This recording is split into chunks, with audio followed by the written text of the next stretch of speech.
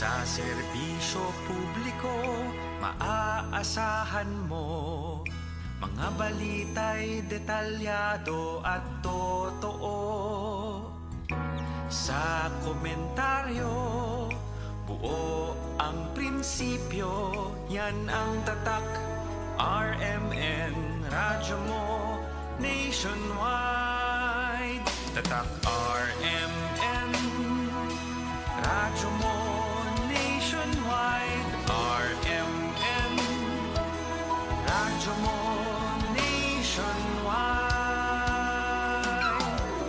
Sa musika, katatawanan, kwentuhang masaya. Sa araw-araw siguradong enjoy ka.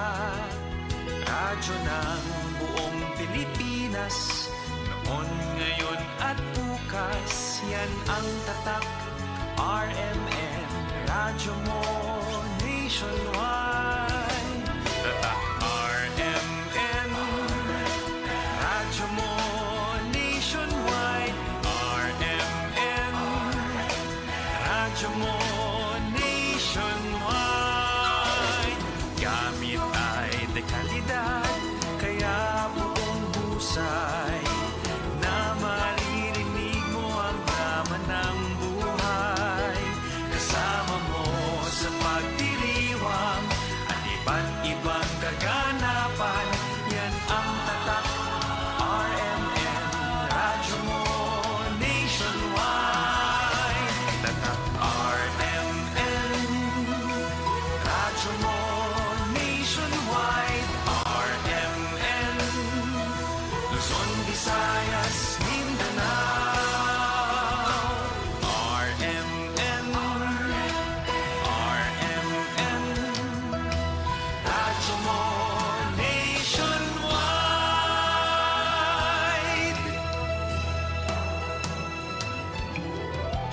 Oras, hatod ka na to sa Camel Soy Sauce. Camel, sukang puti, sa sukan panlamig. Camel, sukang puti, maunag yun imong mapili. Camel, sukang puti, sa sukan panlamig.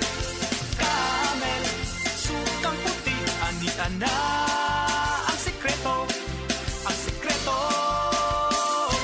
sa lami. SED Health Testimonies.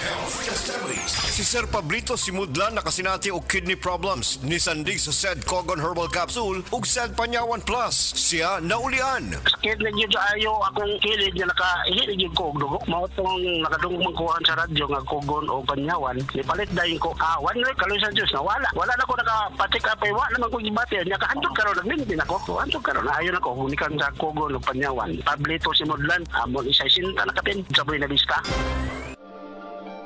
Taas na uric acid. Mao kana ang nasinati ni Nanay Penny Galasio sa 60 anyos ug natabangan sa Paragis Bila-Bila Herbal Capsule. Naghanap og tambal gipang-inom, nagsinaw balik-balik, pa-medical, pa-ultrasound, taas akong uric, akong ulo magsigong kalipong. Nagparagis ko, nanay kausaban, ug nanambok na gani po. Pagsugod na og inom sa Paragis, makapi man na siyang magkapsul, hinta na gyud akong gibati. Sa Paragis Bila-Bila, dili na ka mag-agwanta pa. Heart disease, pareha sa heart attack o cardiac arrest. Numero 1 nga rason kung aning namatay sa sakit dinhi sa Pilipinas. Mag Life Extension Vitamin D3 na mo. Rekomendado sa ni sa mga medical doctors. Aprobado sa FDA Philippines o FDA USA. Mapalit sa mga butika.